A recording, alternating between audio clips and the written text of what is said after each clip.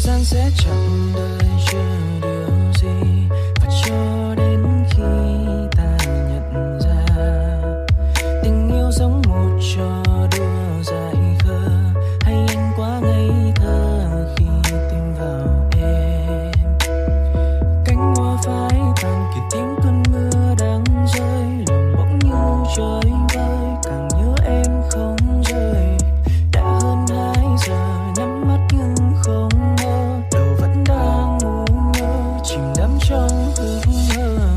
Từng cuộc gọi nối tôi làm sao anh quên kìa, giọng nói em còn vương vấn anh thì thầm đâu đó lời nào bên tai. Vậy là lời nói yêu em, là người nói điều là do anh ngây thơ tưởng tình là con mơ, là do anh ngây thơ tưởng tình là cơn mơ.